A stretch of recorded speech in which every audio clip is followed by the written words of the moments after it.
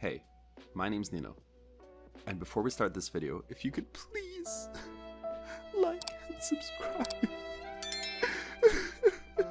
Alright, we're doing a challenge. We're going to get level 7 on every champion in the game. We pick a champion, and we don't stop playing it until we hit level 7. But first, we need a fresh account. Here. Camera keeps sticking.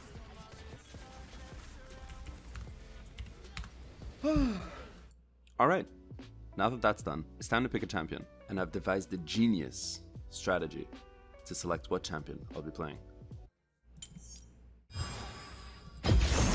My favorite color is spring. Alright, let's do this.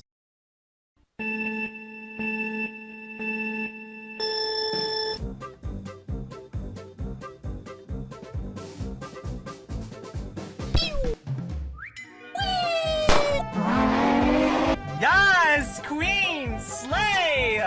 Slay! Slay your enemies! Ruler of one of the realms of men! Smite!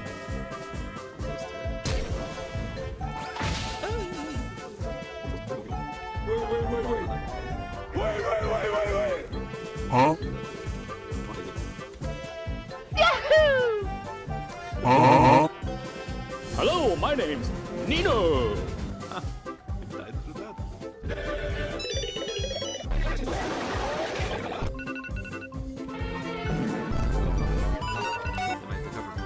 Run, run.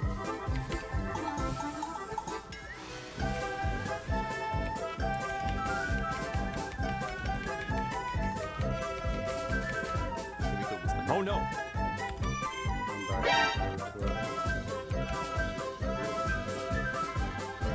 Oh my god. I'm so looking at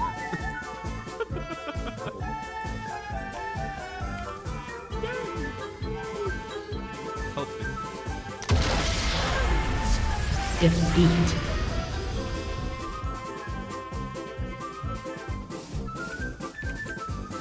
If this isn't an S, I don't know what you're getting.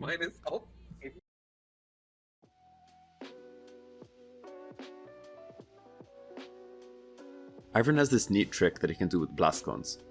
When Ivern autos a blast cone, there's a split second where he can Q.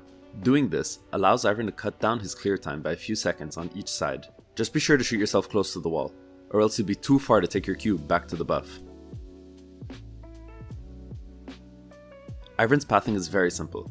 When you're not getting invaded, you'll more or less have the same path. You'll always start wolves, blue, then grump. Walk over to your red, smite it, put your passive on raptors, then continue walking to wolves, do your blast cone trick, take blue, grump, and at this point, if you can't gank mid or the lane near your blue, just go to raptors. And if you're extremely unlucky, and for some reason you can't gank that other lane either, then you can just go take Krugs and back. If you can go for that gank, then go for it and then look for Scuttle. As I said before, you'll be doing this path almost every game, so getting used to the blast cone trick will be extremely useful in your clear. Okay, one last thing.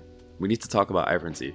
Ivern's E shields a target and then explodes, damaging and slowing everything in a circle around said target. The damage will go off based off of who has the E. Why is that important? This is extremely important when helping your laners push waves and engage. This also means that you can throw your E on an ally with strong engage, like Aurelia, Diana, or Riven, and they can jump into the enemy team and slow them for you, allowing Daisy to run in and do her thing. Alright, that's everything you need to know.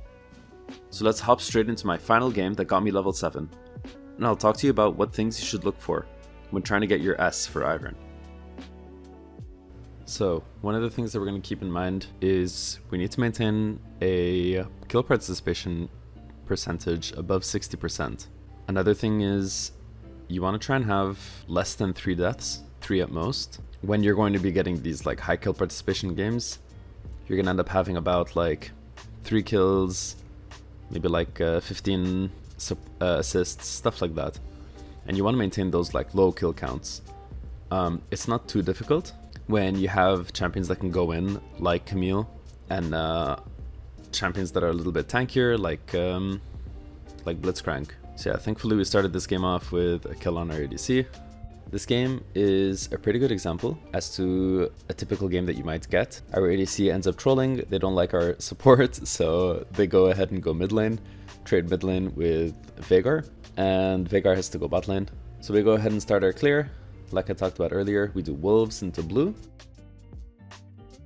Their ADC and jungler at some point are both on killing sprees, and that's a Samira and Udyr. It's not really the best thing for Ivern. Ivern's really squishy, and yeah, we're gonna continue on to our red buff here. Get that and smite it, exactly as I talked about before. Just gonna do raptors there. Here we're gonna do the blast cone trick. And yeah, this game, as I was saying, isn't really the best. So position next to the wall, auto Q, take your Q, take the blue. As we can see, our ADC died here. I was watching bot lane, as you can see, I pinged in chat that Janna got exhausted. Here we flash over. I know she doesn't have flash either. So pretty free kill, drop the bush. Get that extra AP. Udyr shows up. Pretty unlucky. Not the best. So yeah, first thing we do after spawning, go back to those raptors. Take raptors, drop your passive on Scuttle. We go for a gank here, that doesn't really work out. Not the worst thing in the world. Over here I stay for the wave. It's more important for me to get these few minions than risk dying to the Scion or the Udyr. Now we go back topside. I saw Udyr goes bot. So topside here is pretty good for me to go for. I try and get a gank off on this Silas.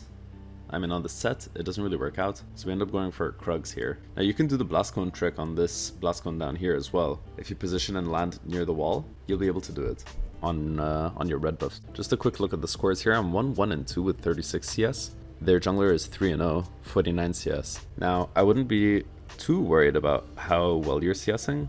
I found it pretty easy to maintain like a pretty good CS on him without even thinking of it. Just if you see a camp up, put your passive on it. Don't be worried that you're gonna like lose too much health or something. Just go for it. So you drop Daisy to engage first, and I'm just trying to make them leave my ADC alone. Daisy's going for those autos. You drop your W, get that empowered auto. Yeah, there's nothing I can do here with Set coming in. Luckily this red buff was here. Tried running away, putting a bush. Yeah, that didn't really work out. Yeah, he flashes for me here. Not entirely sure if I needed to flash. Honestly, I don't think I needed to. But better safe than sorry. I have my red buff. We go in here for a little bit of trollage. Almost die. Don't mind that. I think when playing the game, it showed on my map that red buff wasn't up. Or maybe it was and I'm trolling. But I don't think it was up at the time. So I end up waiting for this thing. Oh no, my red buff was up. Okay, yeah, I guess I was just trolling. Typically you don't want to do that. You don't want to waste too much time just waiting for your camps, especially at such an early level. Now, starting level 13, you can really look to just stand there and wait. By the time you leave the camp, it's already up, so there's no point. Yeah, Camille's going in for that fight. Camille drops the ulti. I E her Camille to get the slow off, so it's easier for me to land my Q. Yeah, we don't get that dragon.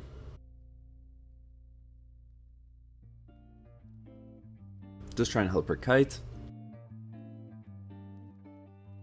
Here's Smite Scion and a little bit more trolling. We walk into the Scion. So I see that Udyr is messing our team up down there. Head back down there to help them. I don't want Veigar dying here. Here we're looking top. Now I don't want him ulting me. So again, drop Daisy off. There it is. Here, Udyr tries to kill me, almost gets me. Camille saves my life. Yeah, just continue dropping your passive on these camps. I ulti and look for this Samira mid lane. Hopefully Daisy gets an auto. Daisy got one auto.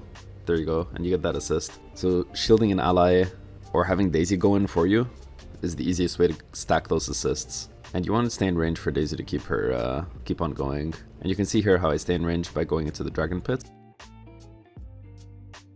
And yeah, it's all about Daisy. These assists are all about Daisy. You drop your E on Daisy, she'll go in for you. And you don't really need to get too close to that fight. And yeah, we're just going to take a look now at the last couple of fights to really talk about how to properly play team fights with Ivern. Again, you have to stay as far back as possible without putting your team at risk. So here I make Daisy walk for me, throw my Q, and just look for these picks on the side. You want to be as annoying as possible. Yeah, Daisy's respawning quite quickly here, so there's no need to worry about that. Vidir going for me just gets one shot. Daisy's back up already. Veigar gets ulted. We E him for the movement speed and shield. And you can see I'm tanking tower because Daisy autoed, but it's nothing to worry about. We still win the game, and there you go. That's it, the final S on Ivern. Looking at the end of the game, we had 4, 2, and 22. That's how you win a game on Ivern and get your final S.